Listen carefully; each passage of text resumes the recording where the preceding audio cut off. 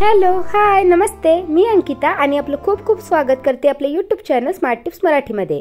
तर मैत्रिणींनो, आजच्या व्हिडिओत देखील मी तुमच्यासोबत काही युनिक आयडिया शेअर करणार आहे जी नक्कीच तुम्हाला रोजच्या जीवनात उपयोगी पडतील।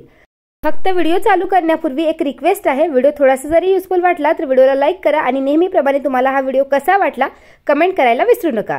चला तर मग कुठलीही वेळ न घालवता व्हिडिओला सुरुवात करूया। आजकाल ना रेडीमेड रांगोळीची फॅशन आहे। तुम्ही बघितलं असेल, इंस्टाग्रामवर भरपूरशे व्हिडिओ व्हायरल होताना दिसतात आणि भरपूर जण याचा बिझनेस देखील करतात। ज्यांना रांगोळी काढता येत नाही किंवा जे खूप जास्त बिझी असतात त्यांच्यासाठी हा खूप चांगला ऑप्शन आहे। तर आता वटसावित्री येणार आहे आणि वटसावित्रीसाठी आपण देखील अशा रेडीमेड रांगोळी डिझाईन ट्राय करावं म्हणून मी ही रांगोळी ट्राय केली। फर्स्ट टाइमच अशी रेडीमेड रांगोळी मी ट्राय केलेली आहे आणि तीच आयडिया तुमच्यासोबत शेअर करणार आहे। तर ही जी रेडीमेड रांगोळीची डिझाइन आहे ती बनवायला अगदी सोपी आहे।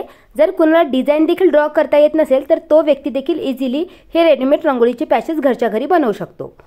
त्यासाठी मार्केटमध्ये स्पेशल एक OHP नावाची ट्रान्सपरंट शीट मिळते जी तुम्ही व्हिडिओमध्ये बघू शकता। ही एक शीट मला 6 रुपयाला मिळालेली आहे। त्यानंतर आपल्याला काय करायचं आहे, ज्या पेजवर आपल्याला डिझाइन ड्रॉ करायची आहे ना तो पेज व्हाईटच घ्या। तुम्ही वाटेल तर कुठलाही घेऊ शकता, पण व्हाईट घेतलं तर त्यावर जर आपण ही ट्रान्सपरंट OHP शीट ठेवली तर ती डिझाइन इझिली दिसेल। तर एका पेपरवर आपल्याला पहिले डिझाइन ड्रॉ करायची आहे। जर तुम्हाला डिझाइन येत नसेल तर त्या डिझाइनची तुम्ही प्रिंट काढू शकता। आजकाल ऑनलाईनही भरपूर डिझाइन मिळतात, त्याचं झेरॉक्स काढून घ्या। त्या झेरॉक्स काढलेल्या पेपरवर तुम्हाला ही OHP शीट व्यवस्थित ठेवायची आहे आणि स्केच पेनच्या हेल्पनी OHP शीटवर ती डिझाइन उमटवून घ्यायची आहे, जसं मी व्हिडिओत दाखवलं। त्यानंतर आपल्याला फेविकॉल घ्यायचा आहे। इथे आपल्याला 50% फेविकॉल त्याचबरोबर 50% त्यामध्ये पाणी मिक्स करायचं आहे व त्याला व्यवस्थित मिक्स करून या फेविकॉलच्या उपयोगाने आपण रांगोळी या डिझाइनवर चिपकवणार आहोत। तर 1 बाय 1 फेविकॉल एक छोट्या छोट्या डिझाइन मध्ये आपल्याला पसरवून घ्यायचा आहे आणि त्यानंतर जेही कलर आपल्या आवडीने भरायचे आहे ना ते कलर हळूहळू त्या फेविकॉलवर टाकायचे आहे। इथे मी आता हातानेच रंग भरत आहे, तुम्ही वाटेल तर चाळणीचा देखील उपयोग करू शकता। त्यानंतर अगदी 2 मिनिट ही रांगोळी वाळू द्यायची आहे। त्यानंतर एखादी प्लेन पेपर घ्यायचा आहे, नाहीतर तुम्ही OHP शीट देखील घेऊ शकता। आता माझ्याकडे ही OHP शीट थोडीशी खराब झाली माझ्या हाताने, त्यामुळे मी ती शीट घेतलेली आहे आणि ती शीट त्यावर ठेवून हाताने व्यवस्थित दाबून घ्यायचं आहे, जेणेकरून जी रांगोळी आहे ना ती त्या फेविकॉलला व्यवस्थित चिपकेल। त्यानंतर जी एक्स्ट्रा रांगोळी आहे ती एखाद्या पेपरमध्ये थोडंसं त्या OHP शीटला हलवून काढून घ्यायची आहे। जसं मी पहिले फेविकॉल अप्लाय केलं त्याचप्रमाणे पूर्ण रांगोळीवर आपल्याला फेविकॉल 1 बाय 1 अप्लाय करत जायचं आहे आणि रांगोळीमध्ये कलर भरून घ्यायचा आहे। फक्त थोडं थोडं सुकू द्यायचं आहे, जेणेकरून आपण जेव्हा OHP शीटने किंवा एखाद्या पेपरने त्या रांगोळीवर दाबू तर फेविकॉल त्या कागदाला चिपकायला नको। तर मी ही चुकी केली, त्यामुळेच मी तुमच्यासोबत शेअर करत आहे की लगेच फेविकॉलवर रांगोळी टाकल्या त्या रांगोळीला दाबायचं नाही। 15 मिनिट किंवा 10 मिनिट ती रांगोळी थोडंसं त्या फेविकॉलला चिपकू द्या आणि त्यानंतर एखाद्या पेपरने व्यवस्थित प्रेस करून दाबा, जेणेकरून एक्स्ट्रा रांगोळी त्या कागदाला चिपकणार नाही। यानंतर जर का तुम्हाला वाटत आहे की रांगोळी व्यवस्थित चिपकलेली नाही, कुठे सुटलेली आहेत, मग अशा वेळेस तुम्ही फेविकॉलचा सेकंड लेअर देखील अप्लाय करू शकता, कारण सेकंड लेअर अप्लाय केल्याने व्यवस्थित रांगोळी दिसायला छान दिसेल। आता बघू शकता एकदम व्यवस्थित रांगोळी चिपकलेली आहे। त्यानंतर जर का आपल्याला रांगोळीला शेडिंग अप्लाय करायची असेल तर जसं शेडिंग अप्लाय करायचं आहे ना त्या जागेवर आपल्याला तसंच ते फेविकॉलचं पाणी अप्लाय करायचं आहे आणि त्यावरती वेगवेगळ्या कलरने शेड करायचं आहे। आता मी पहिले काय केलं की लाईट ग्रीन कलरनी ही रांगोळी भरून घेतली, त्यानंतर त्यावर थोडासा डार्क ग्रीन कलर यूज केलेला आहे। तर अशाच प्रकारे मी पूर्ण जेवढे काही पानं आहे ना ती डार्क रांगोळीने व्यवस्थित भरून घेणार आहे। तर अशा प्रकारे माझ्या आवडीनुसार रांगोळीमध्ये मी कलर करून घेतले। आतमधला जो सर्कल होता तो मी तुम्हाला दाखवला नाही, तर त्यामध्ये मी येलो आणि ऑरेंजचं शेडिंग केलं होतं आणि मला असं वाटत होतं की कुठे रांगोळी सुटलेली आहे तिथे तुम्ही पेंटने देखील कलर करू शकता, जेणेकरून शेडिंग छान दिसेल। त्यानंतर रांगोळीच्या पानावर तुम्हाला 2 डॉट दिसत असेल लाल आणि पिवळ्या कलरचं, तर ते देखील मी ॲक्रिलिकच्या कलरनेच केलं आहे। त्यानंतर मधला जो सर्कल आहे पिंक कलरचा त्यामध्ये मला गॅपच नव्हती, त्यामुळे मी त्याला बॉर्डर देण्यासाठी जे 3D लायनर असतं ना व्हाईट कलरचं त्याचा उपयोग करणार आहे। जी डॉटेड रांगोळी नसते का टिपक्याची रांगोळी, तर या 3D लायनरचा उपयोग करून तुम्ही छोटे छोटे टिपके त्यात देऊ शकता। त्यानंतर तुम्हाला जर वाटत असेल तर तुम्ही या रांगोळीला वेगवेगळी क्राफ्टिंग मटेरियल वापरून देखील डेकोरेट करू शकता, पण माझ्याकडे जे सामान उपलब्ध होते त्या सामानातच मी ही रांगोळी तयार केलेली आहे। आणि जशी तुमची रांगोळी तयार झाली ना व्हाईट कलरने किंवा ब्लॅक कलरने याला व्यवस्थित आपल्याला बॉर्डर द्यायची आहे। तर इथे मी ब्लॅक कलरचा यूज केलेला आहे। जी ब्लॅक मार्कर असते ना त्याने या रांगोळीला व्यवस्थित बॉर्डर करून घेतले आणि त्यानंतर त्याला जी लागलेली एक्स्ट्रा OHP शीट आहे ती आपल्याला कैचीच्या हेल्पनी व्यवस्थित कट करून घ्यायची आहे। व कट केल्यानंतर बघू शकता मैत्रिणींनो, आपली वट सावित्रीसाठी मस्त रेडीमेड रांगोळी डिझाईन रेडी आहे। याचा उपयोग तुम्ही वर्षानुवर्षेही करू शकता आणि घरात जर लहान मुले असतील तर रांगोळी लवकर खराब होण्याचा देखील धोका नसतो।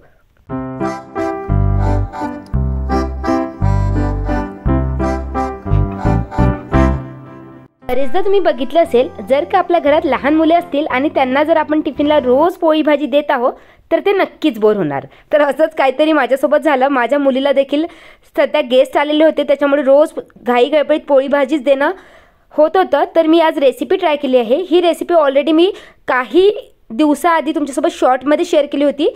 पुन्हा आज देखील तीच रेसिपी ट्राय केली, तर मग विचार केला की लॉंग व्हिडिओमध्ये देखील शेअर करावं। तर ही एक मल्टी कलर पुरी आहे, दिसायला अगदी छान दिसते आणि मुले खूप आवडीने खातात। माझी मुलगी तर खूपच जास्त आवडीने खाते। या व्यतिरिक्त ही रेसिपी हेल्दी देखील आहे।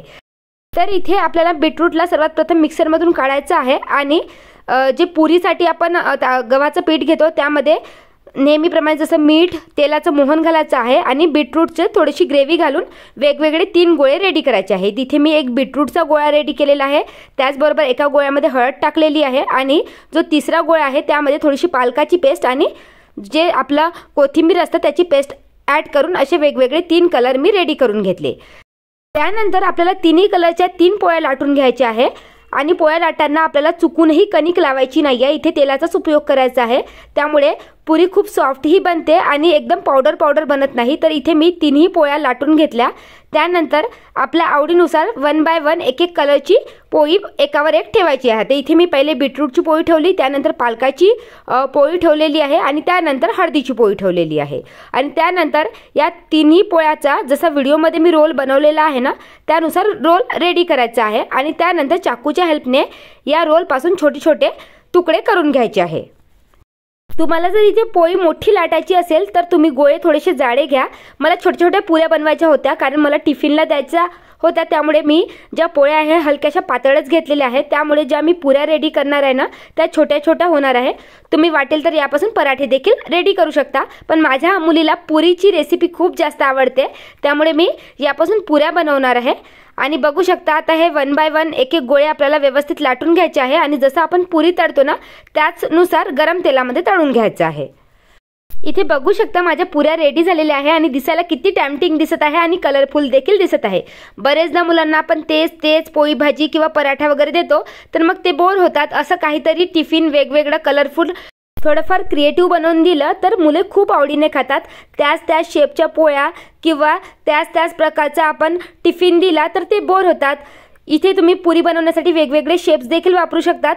खरंच या प्रकारे तुम्ही मुलांना एकदा टिफिन देऊन बघा, तुमचे मुलं रोज टिफिन फिनिश करून येतील। तर आय होप मैत्रिणींनो तुम्हाला ही पुरीची रेसिपी नक्कीच आवडली असेल।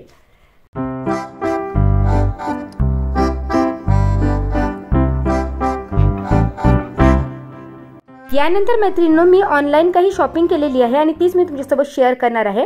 तर आता उन्हाळ्यासाठी मी 2 घरी घालायसाठी कॉटनच्या कुर्त्या मागवलेल्या आहे, कारण आता यूट्यूबचं शूट वगैरे करायचं असतं तर रेग्युलर नवीनच कपडे घातले जातात आणि त्यासाठीच मला अगदी अफोर्डेबल प्राईजमध्ये रोजच्या वापरासाठी काही कुर्तीज हव्या होत्या। तर मी मिशोवरून या 2 कुर्ती मागवलेल्या आहे। कॉटन मटेरियल आहे आणि खूपच जास्त कमी रेंजमध्ये मिळाल्या मला वाटते 250 पावणे 300 वगैरे याचं प्राईज असेल।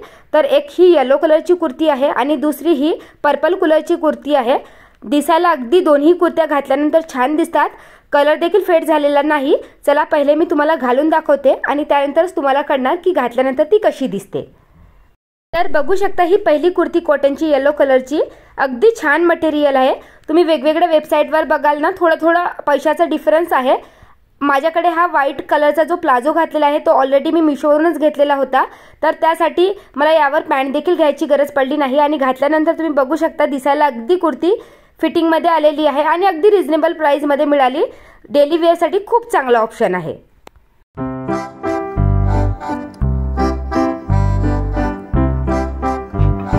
त्यानंतर मैत्रिणींनो, मी हे केमिकल फ्री लिपस्टिक मागवली आहे। माझ्या घरी लहान मुलगी आहे ना, ती माझी नेहमी लिपस्टिक अप्लाय करत असते, त्यामुळे लहान मुलांचे ओठ काळे पडू शकतात। या व्यतिरिक्त ही लिपस्टिक मी स्वतःसाठी देखील मागवली आहे, कारण मला देखील यूट्यूबसाठी रोज लिपस्टिक लावावी लागते तुमच्यासमोर प्रेझेंटेबल दिसावं म्हणून। तर ही मिनी कलर लिपस्टिक मला रिसीव झाली आणि क्वालिटी खूप छान आहे। लावल्यानंतर अगदी दिवसभर आपले जे लिप्स असतात ना ते सॉफ्ट असतात। 10 कलर दिलेले आहेत। दिसायला जरी कलर एकदम डार्क दिसत असेल तरी लावल्यानंतर मात्र वाटत नाही।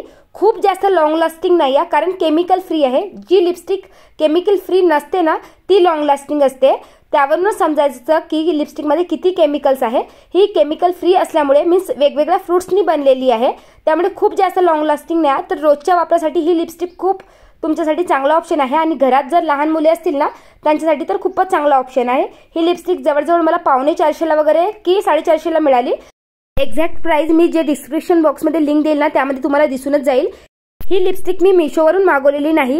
ही लिपस्टिक मी कुठल्यातरी यूट्यूब चॅनलमध्ये बघितली होती आणि त्यांच्याच डिस्क्रिप्शनमध्ये लिंक दिलेली होती, त्यावरून मागवून बघितली आणि मला खूप युजफुल वाटली। स्पेशली मी माझ्या मुलीसाठीच मागवली, पण मी देखील यूज करत आहे। जर तुम्हाला मागवायचे असेल हे प्रोडक्ट तर मी डिस्क्रिप्शन बॉक्समध्ये लिंक प्रोव्हाइड करते, त्यावर क्लिक करून मागवू शकता।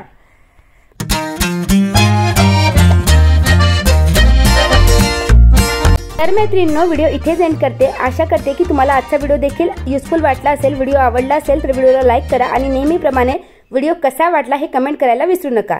या व्यतिरिक्त तुम्ही जर माझ्या चॅनलवर नवीन असाल तर चॅनलला देखील सबस्क्राइब करा।